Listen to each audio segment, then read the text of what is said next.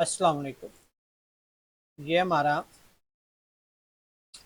Python के data types के हवाले से सेकंड लेक्चर है। फर्स्ट लेक्चर में इंट्रोडक्शन देखा था और सेकंड लेक्चर में हम ये देखेंगे कि छोटे छोटे प्रोग्राम बनाकर इनका यूजेज क्या है, यानी कि ये डेटा टाइप्स को या ये जो हमारे पास वेरिएबल बन जाते हैं इस डेटा टाइप्स के कहाँ कहाँ पे हम इसका इस्तेमाल कर सकते हैं। सबसे पहले न्यूमेरिक टाइप। न्यूमेरिक टाइप्स के अंदर क्या है? Integer type. इंटीजर क्या है? Used for counting and indexing. Counting और इंडेक्सिंग के लिए इस्तेमाल हो रहा है। तो छोटा प्रोग्राम पहला हमारे पास क्या है? Counting items in a list. ये हमारे पास लिस्ट है, इसमें हमने 3 आइटम्स रखी हुई हैं, एप्पल, बनाना, चेरी। और लिस्ट का जो नाम रख दिया हमने, आइटम्स रख दिया। आइटम्स लिस्ट को हमने लेंथ चेक करनी है, लेंथ वेरिएबल से, लेंथ फंक्शन से, LEN ब्रैकेट आइटम। और इसकी जितनी भी लेंथ होगी, जितने भी इसके अंदर ये आइटम्स होंगे उतना नंबर आए, number of items. Print number of items. इसको रन करते हैं तो हमारे पास रिजल्ट क्या है? Number of item 3। उसके बाद है floating point numbers. Floating point number कहाँ पे इस्तेमाल होते हैं? मेजरमेंट के लिए, प्रिसाइज कैलकुलेशन के लिए, representing real world data. Example के अंदर हमने एक प्रोग्राम लिखा है, calculate the area of circle. एक सर्कल है हमारे पास, उसका एरिया फाइंड करना है। इसका फार्मूला क्या होता है? Area is equal to pi radius square. तो रेडियस की वैल्यू हमने 50 रख दी, 5.0। और एरिया पाई, पाई की वैल्यू है 3.14 मल्टीप्लाई बाय रेडियस। रेडियस आपके ऑलरेडी वैल्यू हमने ये रखी हुई है और इसकी पावर 2। तो अब यहाँ पर हमने क्या इस्तेमाल किया? Floating point 5.0, 3.14। अब इसका रिजल्ट कैलकुलेट करते हैं और आउटपुट देखते हैं क्या आता है। हमारे पास आउटपुट आ गई, area of the circle 78.5।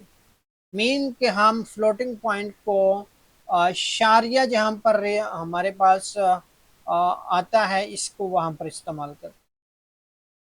Complex number, complex number में हम ज़्यादातर एडवांस मैथमेटिक्स में और इंजीनियरिंग में इस्तेमाल करते हैं।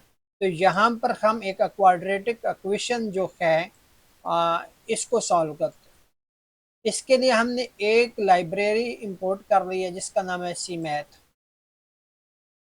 Variable a is equal to 1, b is equal to 2, c is equal to 5।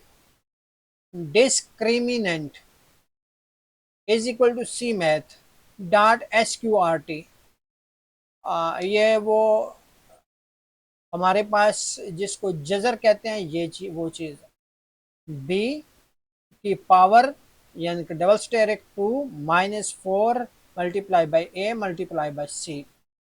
√1 क्या आएगा? -b plus discriminant divided by 2a minus b minus discriminant divided by 2 multiply by a।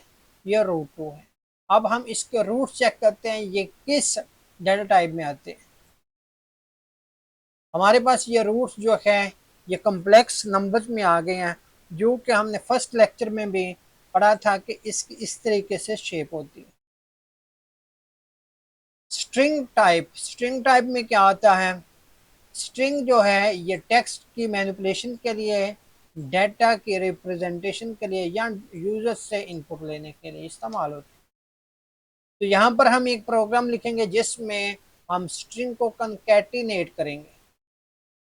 First name क्या है? John है। Last name क्या है? डोए है। दोनों हमारे पास क्या है? स्ट्रिंग है।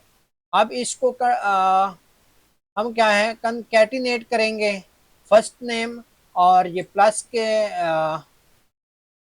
साइन से कंकैटिनेट होगा और बीच में हमने स्पेस दे दी, फिर क्या है क्लास लास्ट नेम।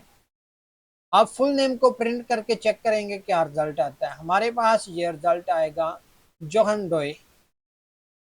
अब इसके बाद क्या बोलियन टाइप, ये किस लिए इस्तेमाल हो रहा है, यूजेज क्या है, कंडीशनल स्टेटमेंट के लिए या लॉजिकल ऑपरेटर के। तो हम छोटा प्रोग्राम लिखते हैं, एबिलिटी चेक करनी है, एज इज इक्वल 20। अगर हमारे पास वो शख्स क्या अडल्ट होगा तो उसको अलाउ होगा काम करने के लिए, वरना नहीं। एज अडल्ट, अडल्ट में हमने क्या रख दिया, 18 grade, age is greater than 18। If is a adult, अगर अडल्ट की एज क्या है 18 से अबव है तो क्या लिखा जाए, eligible for the task, else not eligible for the task.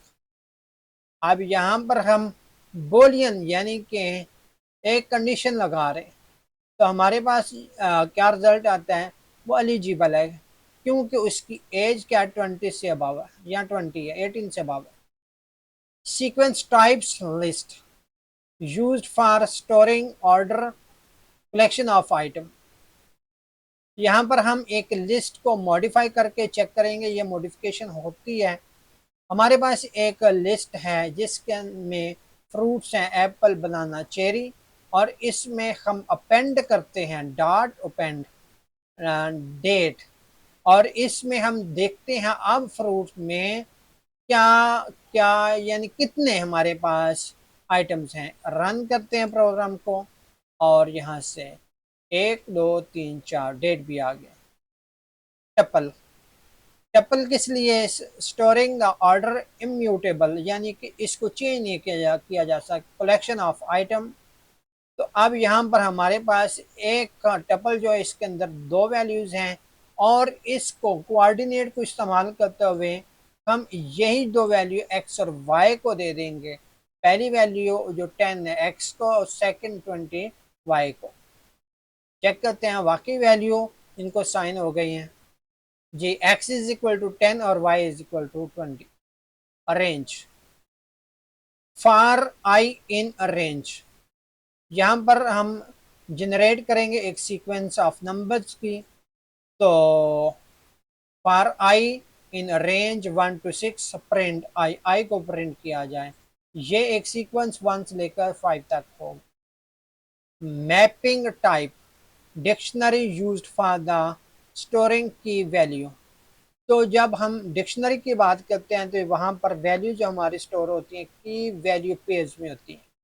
हमारे पास नेम जो है ये क्या है, की है, और जो अलाइस वैल्यू है एज की है, और 25 उसकी वैल्यू।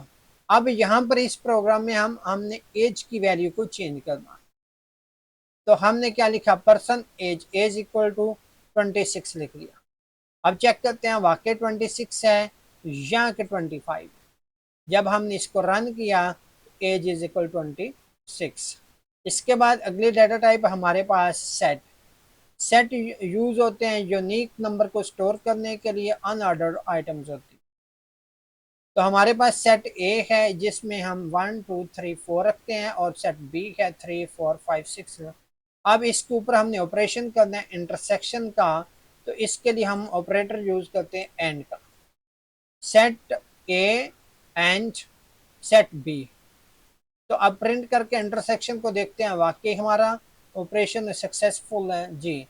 3 4, क्योंकि इसमें भी 3 था तो ये भी 3 है, इधर भी 4 है, जो कॉमन जो हमारे पास आइटम थे वो आ गए। फ्रोजन सेट क्या होता है, ये इम्यूटेबल होता है, ये चेंज नहीं होता।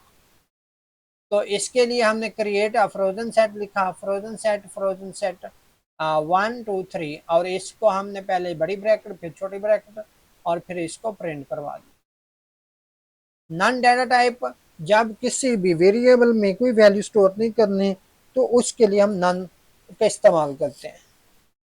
क्या value is none if the value is none, अगर वैल्यू नन है वैल्यू इज नन, प्रिंट क्या वैल्यू नन। अगर एल्स तो क्या लिखा जाए, वैल्यू इज नॉट नन। सबसे एंड पे हमारे पास प्रैक्टिकल टिप्स हैं। क्या प्रैक्टिकल टिप्स हैं? पहले नंबर पे किसी भी वेरिएबल के डाटा टाइप को चेक